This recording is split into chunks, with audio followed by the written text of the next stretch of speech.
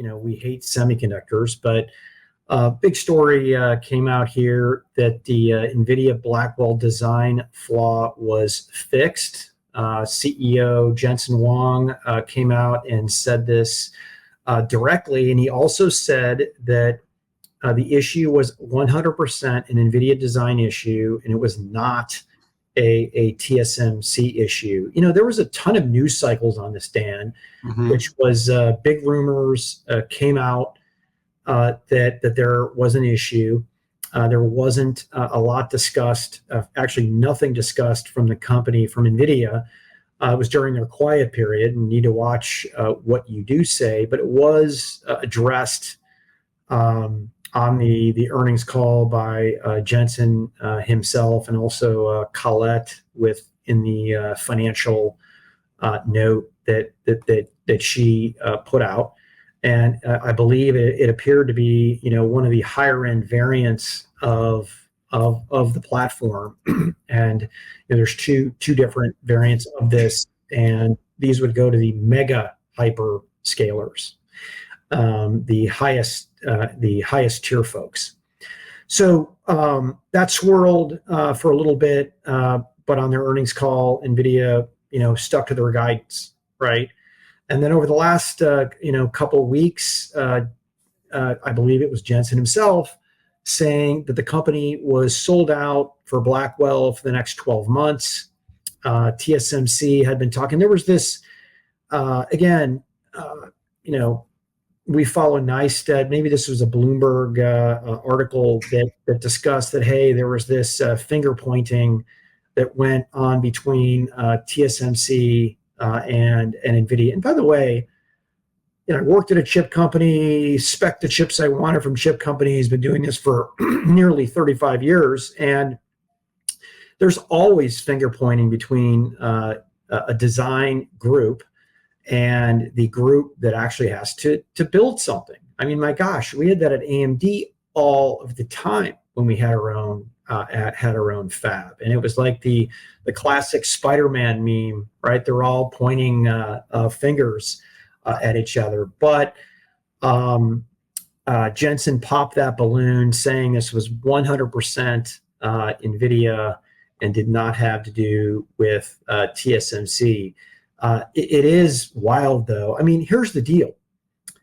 There are multiple spins on chips all of the time, right? And typically, if you can't fix it in software, you fix it in firmware. If you can't fix it in software or firmware, you have to do typically a spin. If it's a yield issue, you don't automatically need to do a metal spin.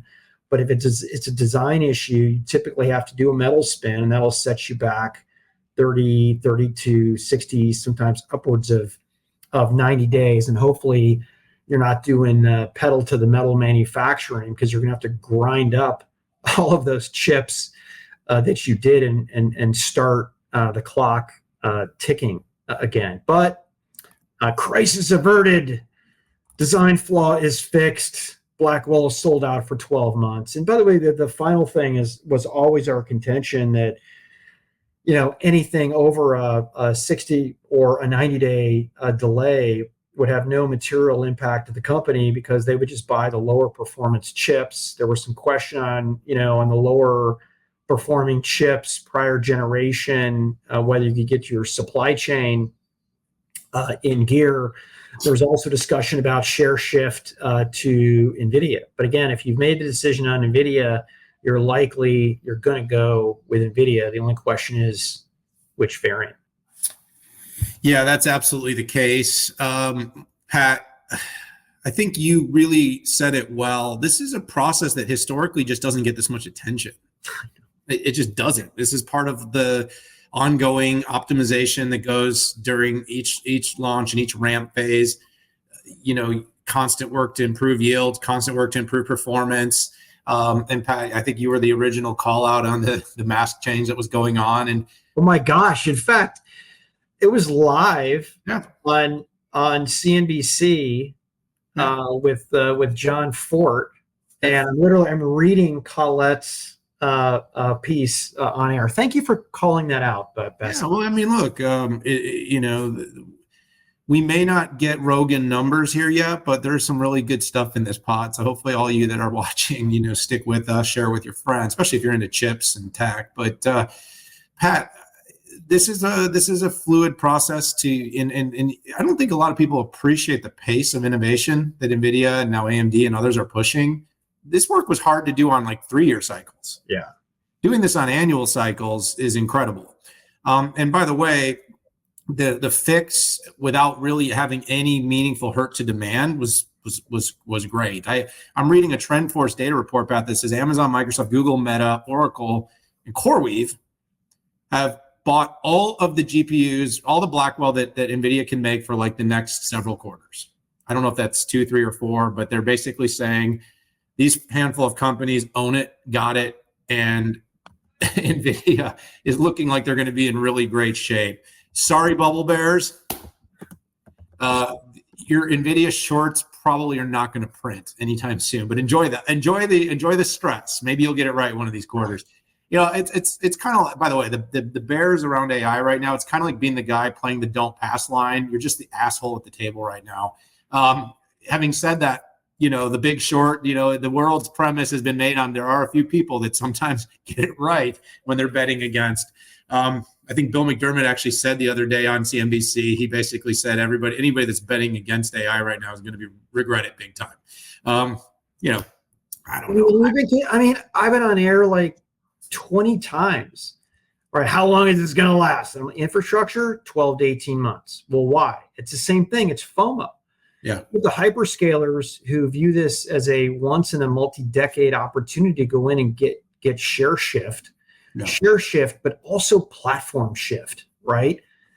Moving people around. Like everybody views this as a way to get up on the competition, expand the TAM, get into businesses that they're weak in, and it's FOMO, with the caveat, which I said is if you have investors of the hyperscalers calling for action on CapEx, okay, that would be an issue. And the only way that would happen is if we got into a recession or back into a recession. So anyways, I'm sticking to my guns. I'm not always right, but I sure am consistent. But I feel like for the most part, I'm right on the stuff that matters. Yeah, well, you get it every once in a while. So the TLDR is crisis averted. Demand is incredible. AI is in a good position. Consumption is still the question mark. Are there other companies besides NVIDIA that are really going to make money on AI? Yes. Is that obvious just yet? No. It's still a work in progress, but I think we know where that kind of is and where it's going, Pat. And of course, if NVIDIA can keep getting these hyperscalers to buy $100+ billion a year every year for a new node, now they just got to figure out how to charge enough per hour per GPU to make money. But of course, they're building products on it. They're training data sets on it. It's not just rent on these hyperscalers. There's lots of different ways to make money.